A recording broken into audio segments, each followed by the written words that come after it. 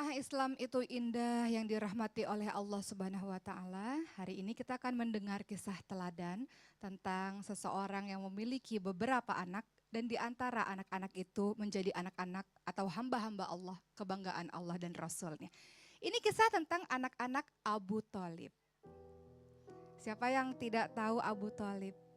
Abu Thalib adalah pamannya Nabi Muhammad SAW yang mengasuh Nabi sejak Nabi berusia 8 tahun. Ketika Abdul Muthalib, kakeknya Nabi Muhammad, meninggal dunia. Kemudian pengasuhan dari Nabi Muhammad SAW diserahkan kepada Abu Thalib, pamannya. Abu Thalib memiliki 6 orang anak. Thalib bin Abu Thalib, anak pertama, makanya disebut dengan Abu Thalib, ayahnya Thalib. Kemudian ada Ja'far bin Abu Thalib, ada Ali bin Abi Thalib, ada Aqil bin Abi Thalib, dan 2 anak perempuan lainnya. Dari ke-6 anak-anak Abu Thalib, ada 2 anak yang sangat hebat sekali. Kita akan dengar kisahnya bersama-sama. Yang pertama adalah Ja'far bin Abi Thalib. Ja'far bin Abu Thalib. Siapa itu Ja'far? Ja'far dikatakan sebagai salah seorang sahabat yang rupanya, parasnya, cara berjalanlah, gayanya mirip dengan Rasulullah SAW. Ketika Ja'far membelakangi orang-orang, banyak orang-orang salah sangka itu Rasulullah atau Ja'far karena saking miripnya gayanya dengan Rasulullah SAW. Ja'far ini mudah sekali diajak untuk memasuki Islam melewati Abu Bakar As-Siddiq radhiyallahu anhu. Kefasihan kata-katanya, kejernihan hatinya membuat ia sangat mudah untuk memeluk Islam. Ja'far bin Abu Thalib ini pada akhirnya diperintahkan oleh Rasulullah untuk membawa beberapa orang muslim ketika itu untuk berhijrah pertama kali ke Habasyah. Di Habasyah mereka bertemu dengan seorang raja yang beragama lain yang menerima penduduk muslim untuk tinggal di dalamnya. Orang-orang kafir Quraisy tidak senang dengan kenyataan ini, maka mereka pun mendatangkan raja di Habasyah dan berusaha untuk meyakinkan raja di Habasyah bahwa muslim ini adalah pembuat onar dan sebagainya. Namun dengan kefasihan kata-kata dari Ja'far bin Abu Thalib ini menjelaskan Nabi Isa alaihissalam dan Maryam sehingga membuat raja ini berkata, ini juga yang mendatangkan, aku pernah dengar dalam agamaku tentang ini. Maka orang-orang muslim pun dijamin keamanan dan keselamatannya untuk tinggal di Habasyah. Singkat cerita, ketika Islam, Rasulullah dan seluruh sahabatnya berhijrah dari Mekah menuju ke Yathrib atau ke Madinah, disertai dengan perang-perang selanjutnya. Salah satu perang yang membahagiakan Rasul ketika perang Khaibar, Rasul memenangkan perang tersebut dan seluruh sahabatnya. Ja'far datang untuk menuju ke Madinah. Rasulullah SAW sangat berbahagia ketika bertemu lagi dengan Ja'far bin Abu Thalib. Sehingga beliau tidak tahu bahagia karena menang perang Khaibar atau bahagia karena kedatangan Ja'far bin Abu Thalib. Namun kisah detik-detik terakhir dari wafatnya Ja'far bin Abu Thalib adalah ketika sebuah perang melawan orang-orang Romawi. Ja'far bin Abu Thalib memegang sebuah bendera di dalam perang tersebut. Kemudian bendera yang dipegang di tangan kanannya kemudian dipotong oleh orang-orang kafir Quraisy. Pedang tersebut dipindahkan ke tangan kirinya, dipotong lagi oleh orang-orang kafir Quraisy, dipeluknya lagi pedang tersebut karena tidak ingin pedang Islam itu jatuh ke tanah. Lagi-lagi pun pada akhirnya Ja'far bin Abu Thalib syahid di situ.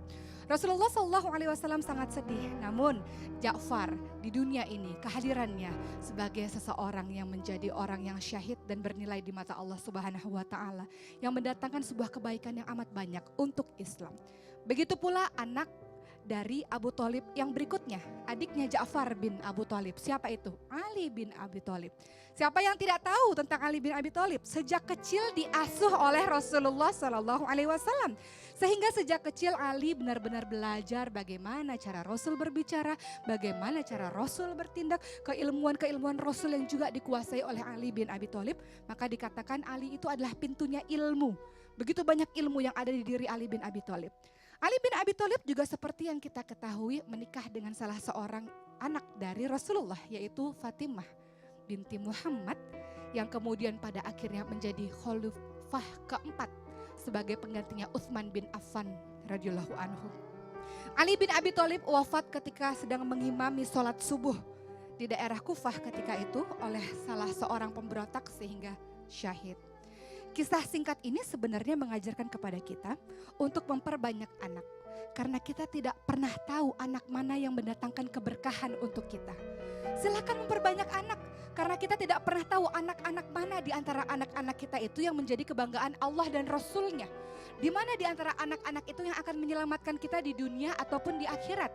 Maka janganlah ragu untuk memperbanyak anak.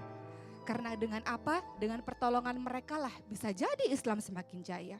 Bisa jadi Allah dan Rasulnya semakin berbangga. Dan bisa jadi dialah di antara anak-anakmu yang lain yang setia mendoakanmu terus hingga di akhir hayatmu.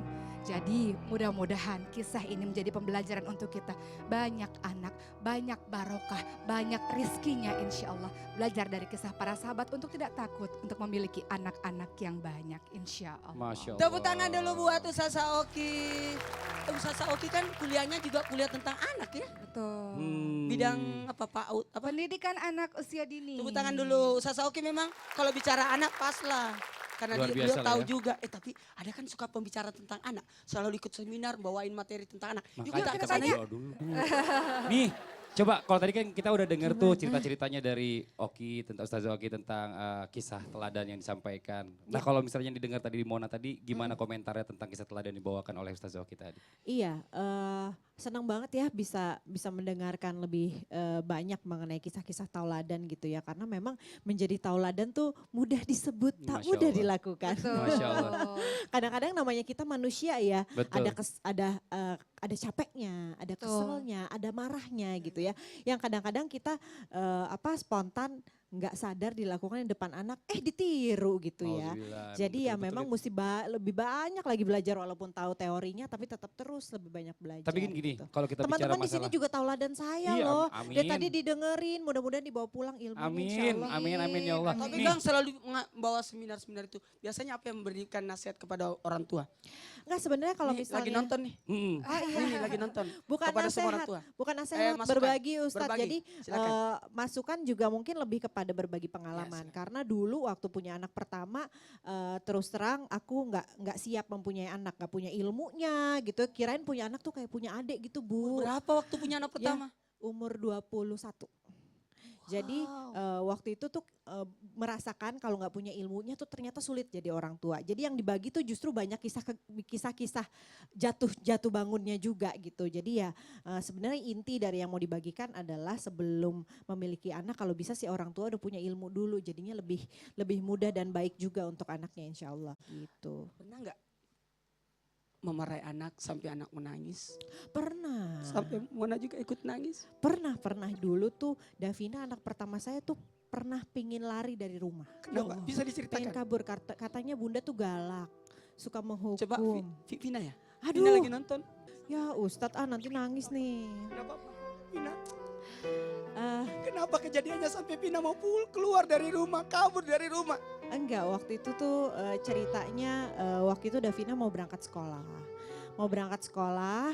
Tapi belum bangun juga sementara teman-temannya udah datang ke rumah gitu. Udah nungguin tapi dia nggak bangun-bangun. Jadi mungkin waktu itu aku spontan panik gitu ya. Karena teman-temannya udah nungguin tapi kok anaknya belum bangun. Aku ngebanguninnya mungkin juga sambil marah, namanya anak-anak ya. Lagi tidur dibangunin sambil orang tuanya panik. Jadi dia marah, dia bilang aku nggak suka tinggal di rumah ini, aku nggak suka punya ibu kayak bunda. Aku mau pergi aja dari rumah ini. Katanya gitu. Itu Bu, aduh rasanya tuh kita sepertinya udah memberikan yang terbaik tapi kok jadinya seperti ini. Untungnya waktu itu juga aku juga introspeksi dan yakin sekali kalau ini kebanyakan kesalahan aku. Jadi Ustadz selama ini aku banyak cerita sama orang tua, banyak berbagi tuh mudah-mudahan bisa membayar semua amin ya Allah, amin. kesalahan. Doa buat anak setiap malam yang membuat nangis. Doa sosok ibu untuk anak-anak. Mereka tidak tahu kalau kita sedang mendoakan anak-anak kita. Ya, pastinya kita orang tua mau yang terbaik buat anak-anak ya. Doa setiap malam pastinya semoga mereka mendapatkan jalan yang terbaik insya Allah. Jadi hamba-hamba Allah yang terbaik. Jadi sahabat buat sesama. bisa bermanfaat buat orang lain, insya Allah begitu. Dan doa untuk diri sendiri mudah-mudahan bisa jadi orang tua yang terbaik karena dititipkan anak-anak yang luar Masya biasa, Allah. insya Coba Allah. ucapkan permohonan maaf pada anak.